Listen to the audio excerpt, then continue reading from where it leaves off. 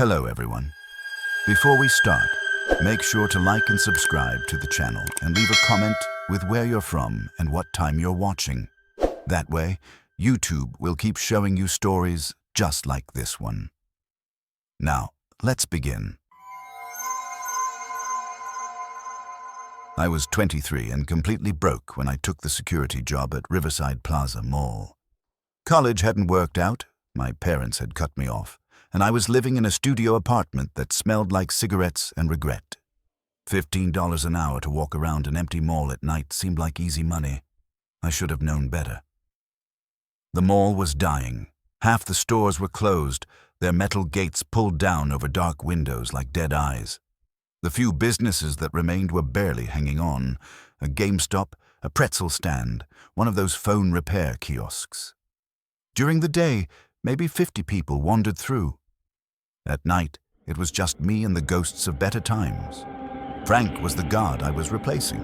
He was in his 50s, weathered like old leather, with tired eyes that had seen too much. On my first night, he walked me through the routine.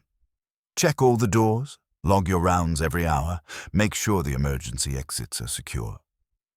Simple enough. "What about those sounds you mentioned on the phone?" I asked as we walked past the empty fountain in the center court. Frank stopped walking. The only sounds were our footsteps echoing off the tile floor and the buzz of dying fluorescent lights above us. "You'll hear things," he said finally. "Gates rattling. Maybe some music from the old arcade. Don't worry about it. The building settles." We walked past a Spencer's that had been closed for over a year. The metal gate was pulled down, but I noticed it looked different from the others. Newer, like it had been welded shut rather than just locked. "What's the story with this one?" I asked. Frank's face went pale. "Don't go near Spencer's after 2 a.m., he said. "Just trust me on that. Do your rounds, but skip this section after 2. Write in the log that it's secure, but don't actually check it." "Why? What happens after 2? "Nothing you want to see." He handed me the keys and the radio. "I'm getting too old for this job. You'll understand soon enough." That was it. No other explanation. Frank walked out of the mall, and I never saw him again. The first few hours were exactly what I expected. Quiet, almost peaceful. I did my rounds, checking doors that were obviously locked, writing times in a logbook that probably no one would ever read. The mall felt like a tomb, but it was a predictable tomb. Around midnight, I started hearing the sounds Frank had mentioned. Metal gates creaking somewhere in the distance, the faint echo of what might have been music coming from the old arcade section. I checked the security cameras. Everything looked normal. All the gates were secure, the hallways empty. At 2:30 a.m., I heard children laughing. It was coming from the food court, clear as day. Multiple children, maybe 4 or 5 of them, giggling like they were playing a game. My blood went cold. There were definitely no children in the mall. There was no one in the mall except me. I grabbed my flashlight and headed toward the food court. The laughter stopped the moment I rounded the corner. The tables and chairs were exactly as they should be, except for one section where several chairs had been knocked over. They were small chairs, the kind designed for children. I set them upright and told myself they must have been like that all along. Maybe the cleaning crew had missed them. But my hands were shaking as I wrote in the logbook, 2:35 a.m., food court secure. On my way back to the security desk, I had to pass Spencer's. I tried to follow Frank's advice and avoid looking at it, but something was wrong. The metal gate that had been welded shut was now partially open. Not much, maybe 6 inches, but definitely open. I stopped walking. The gap in the gate was like a mouth slightly ajar, breathing darkness. There was a smell coming from inside, sweet and rotten, like fruit left to decay in a hot car, but underneath that was something else, something chemical and sharp that made my eyes water. I should have walked away. Frank had warned me, but I was 23 and stupid, and I convinced myself there had to be a rational explanation. I approached the gate and shined my flashlight through the gap. The Spencer's was completely empty, just like it should be. But the floor was covered in muddy footprints. Small footprints. Child-sized. That's when I heard the radio crackle behind me. "Where did everyone go?" The voice was thin and high-pitched, a child's voice, but stretched and wrong, like a recording played at the wrong speed. "We've been waiting so long," said another voice. "Why won't anyone play with us?" My hands were shaking so badly I almost dropped the radio. I spun around, expecting to see children standing in the hallway behind me, but there was nothing, just empty corridor and buzzing lights. I ran back to the security desk and checked all the cameras. Every single monitor showed empty hallways and dark storefronts, but on the camera that covered Spencer's, I could see movement behind the gate, shadows shifting in the darkness, small figures moving back and forth. I kept watching the monitor, my heart hammering in my chest. The figures seemed to be playing, running around, chasing each other through the empty store. But when I switched to a different camera and then back, they were gone. At 3:45 a.m., I saw myself on the monitor. I was looking at the Spencer's camera feed, and there I was, standing in front of the gate just like I had been an hour earlier. But this version of me was waving at the camera with a big, friendly smile. I wasn't waving. I was sitting at the security desk, frozen with terror, watching myself wave on the monitor. The figure on the screen turned toward the Spencer's entrance, and I watched in horror as the gate rolled up completely. My doppelganger stepped inside, still waving, still smiling that horrible smile. I looked at the other cameras.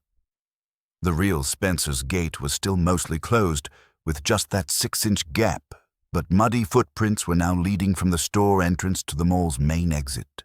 Fresh footprints, still wet, even though it hadn't rained in Riverside for 3 weeks. I left the keys on the security desk and walked out. I never went back, not even to collect my paycheck. I didn't care about the money anymore. A few days later, I looked up the history of Riverside Plaza Mall online. 15 years ago, there had been an incident at Spencer's, a gas leak during a children's birthday party. 7 kids had died, along with 2 adults. The store had been closed immediately after and never reopened. The mall hired someone to replace me, but he quit after one night too. Then another guy, then another. I heard they eventually just stopped trying to fill the position. The mall closed permanently 6 months later. Sometimes I still dream about those children's voices on the radio, asking where everyone went. And sometimes, in those dreams, I'm still there in the mall, walking the empty halls forever, checking doors that will never open, logging rounds that will never end. But the worst part of the dreams is that I'm not alone. I'm waving. I moved to Tucumcari, New Mexico, because it was cheap and I needed a fresh start. Single mom with a 3-year-old, no college degree, and an ex who'd cleaned out our bank account before disappearing. Tucumcari wasn't much, population 5,000 on a good day. But rent was $400 a month, and nobody asked too many questions. Mel's Rest Stop was the only place hiring. It sat right off Interstate 40, about 50 miles from anything that could be called civilization. A classic truck stop diner with red vinyl booths, coffee that could dissolve paint, and a neon sign that buzzed like an angry wasp. The kind of place where truckers stopped for pie and waitresses went to disappear. Betty, the manager, hired me on the spot. She was a large woman in her 60s with steel-gray hair and eyes that had seen everything twice. "You ever worked nights before, honey?" she asked. "Not really, but I can handle it." "It's not the work I'm worried about. It's some of the customers. We get all types coming through on the interstate. Most of them are fine, but some—" She shook her head. "You'll know the difference when you see it." I started training on day shifts, learning the regulars and the routine.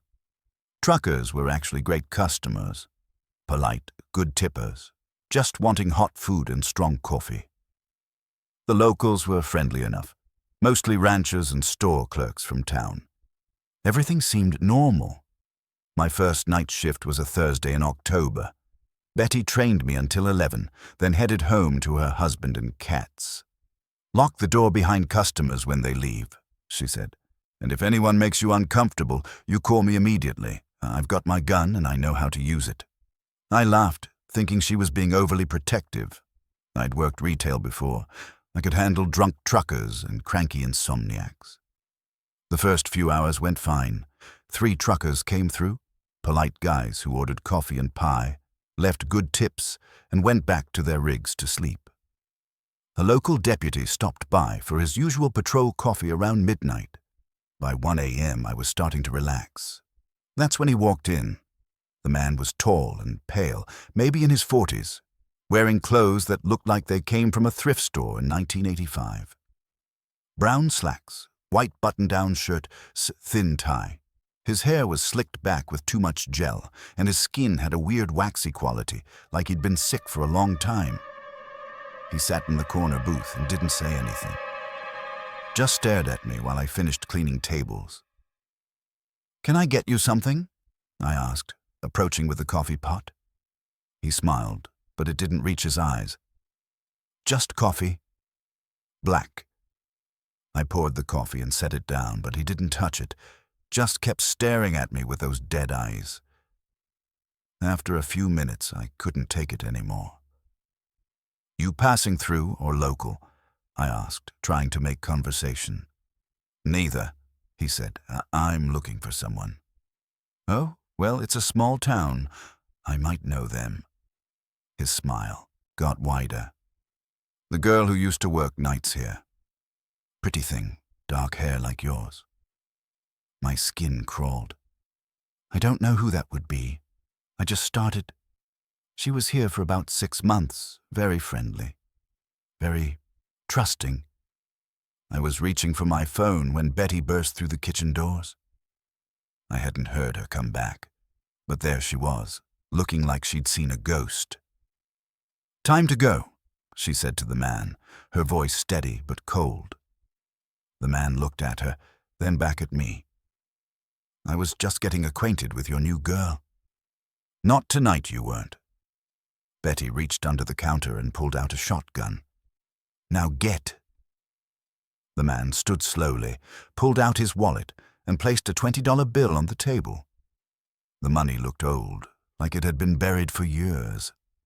He walked toward the door, but stopped next to me.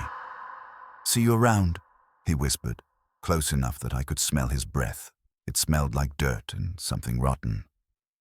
After he left, Betty locked the door and pulled down the shades. "Who was that?" I asked.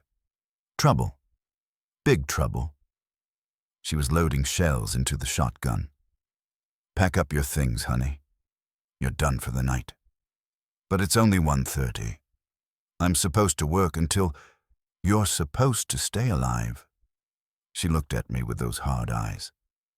"The girl he was asking about?" "Sarah Martinez. Sweet kid, just like you. Worked nights for 6 months, then disappeared. Found her car on Route 66 about 30 miles east of here. No body, no blood, no signs of struggle. Car was just sitting there with the engine running and the door open." I felt sick. "When did this happen?" 3 months ago, right after those men started coming around." "Men? There are more of them." Betty nodded. "They show up every few weeks, always asking about the night waitress. Always the same questions, always the same dead stare. And they always know too much about whoever's working." I quit that night, packed up my daughter and our few belongings and drove straight back to Phoenix. I didn't even wait for my paycheck, but here's the thing that still keeps me awake at night. Betty called me a week later to tell me they'd found Sarah's body. It had been buried in the desert, not far from the diner. The police said she'd been dead for months, but her body was preserved, like it had been kept somewhere cold. If you're still listening, you probably enjoy stories like this. A like or a comment helps keep them alive.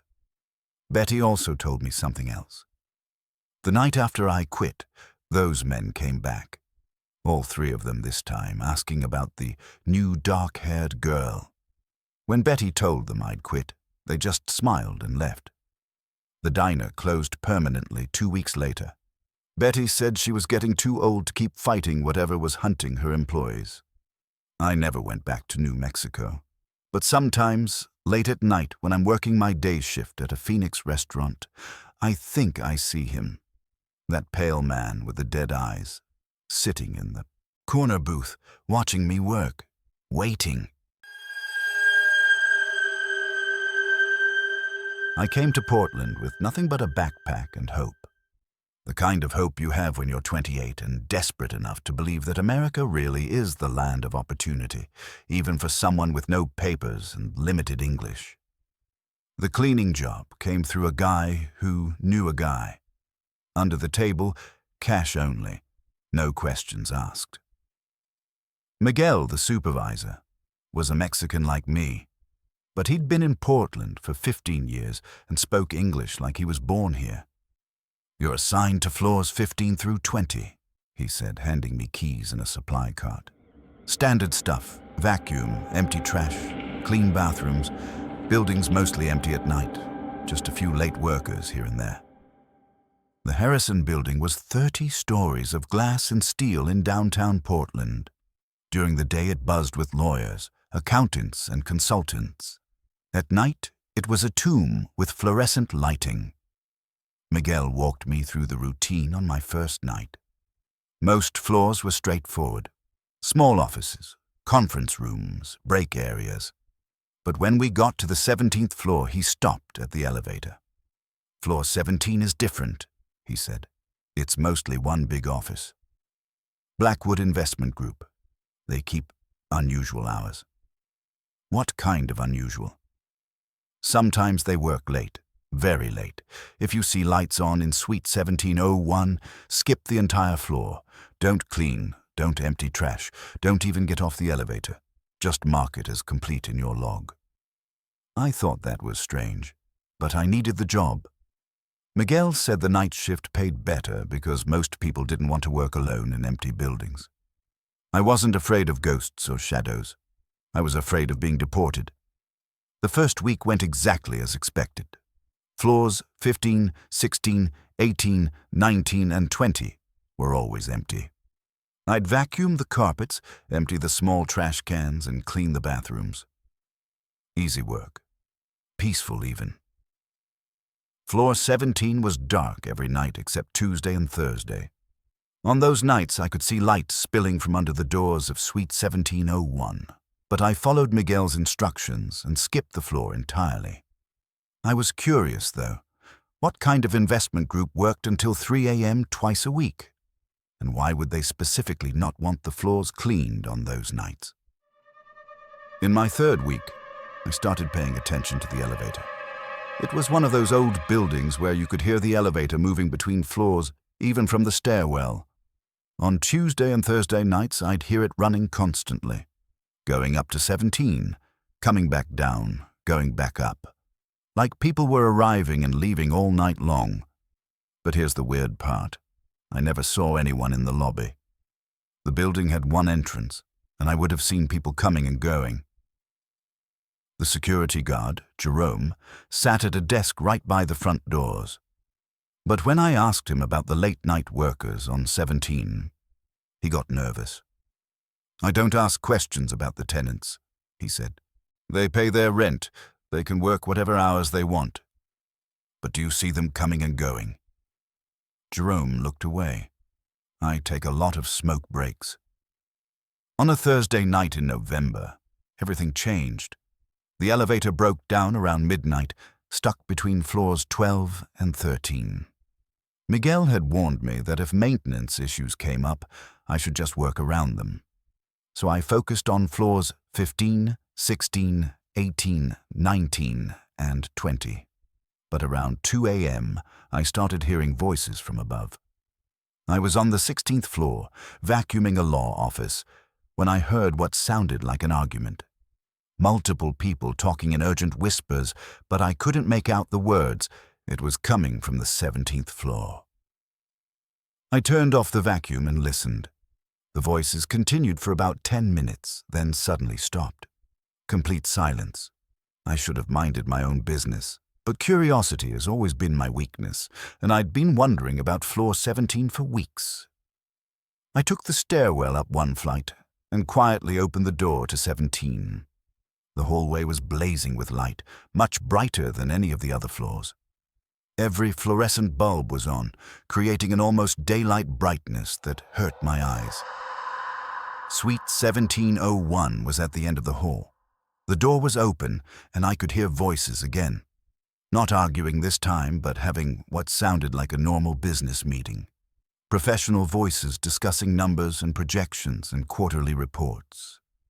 I crept down the hall and peered around the doorframe into the conference room.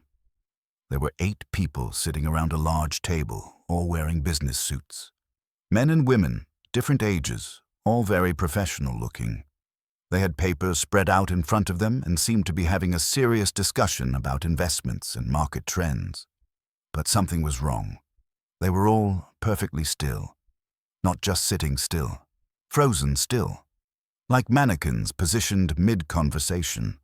One man had his mouth open like he was about to speak. A woman had her hand raised, finger pointing at a chart. Another man was leaning forward with his pen in the air. They were all staring straight ahead at the head of the table, where a tall man in an expensive suit sat with his hands folded. He was the only one moving, nodding occasionally like he was listening to a presentation. I watched for maybe 30 seconds, trying to understand what I was seeing. Then the man at the head of the table slowly turned his head and looked directly at me. His eyes were completely black, not just the pupils, the entire eye, like someone had filled them with ink.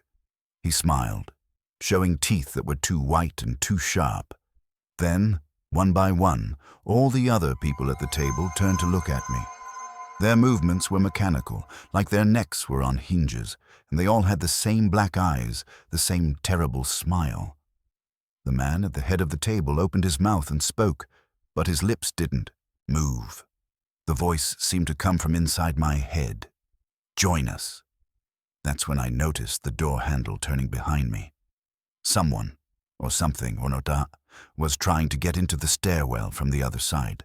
I ran down 16 flights of stairs without stopping, through the lobby, past a sleeping Jerome, and out into the Portland rain. I didn't stop running until I was 10 blocks away. I never went back to the Harrison building. Miguel called the next day, angry that I'd abandoned my post, but I told him I was sick and needed a few days off. Then, a few days became a week, then a month. I found out later that Blackwood Investment Group had occupied the 17th floor since 1987, the year of the stock market crash, the year that 8 employees had locked themselves in the conference room and committed mass suicide rather than face financial ruin. The bodies had been found positioned around the conference table, papers spread out in front of them, like they'd been having a meeting when they died. I don't work nights anymore. I clean office buildings during the day now, when they're full of living people making normal noise and casting normal shadows. But sometimes, when I'm in an elevator and it stops on a floor I'm not expecting, I wonder if I'm about to see those black eyes again. And sometimes, late at night when I can't sleep, I think I hear that voice in my head, patient and persistent. Join us. I'd been an EMT for 3 years when budget cuts killed my job with the ambulance service. 26 years old, medical training, and suddenly unemployed in rural Virginia, where good jobs were scarce as honest politicians. When Riverside County Hospital offered me a position as a night orderly in their psychiatric wing, I jumped at it. I wasn't intimidated by hospital work. I'd seen plenty of blood, handled violent patients, dealt with people in crisis. Mental health was just another branch of medicine, and the pay was decent. $18 an hour for the graveyard shift, plus overtime. Night differential made it almost worth the weird hours.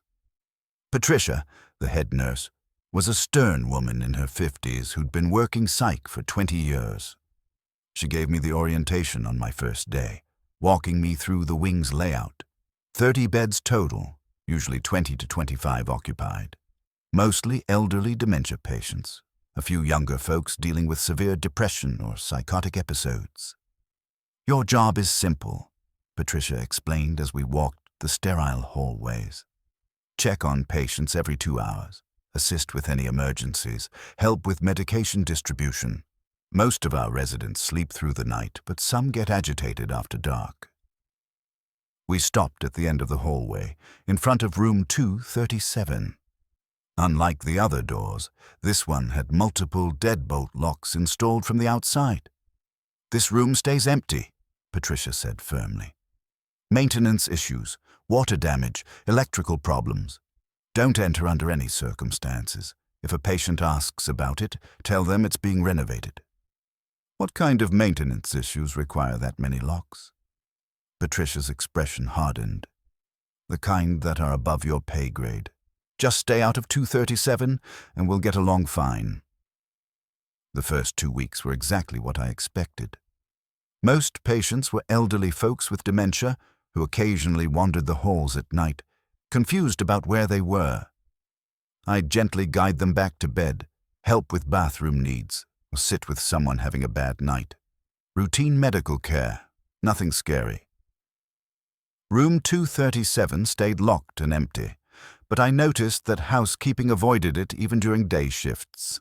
When I asked one of the cleaning ladies about it, she crossed herself and muttered something in Spanish about mal espíritu. I also noticed that Patricia always worked late on nights when I was scheduled.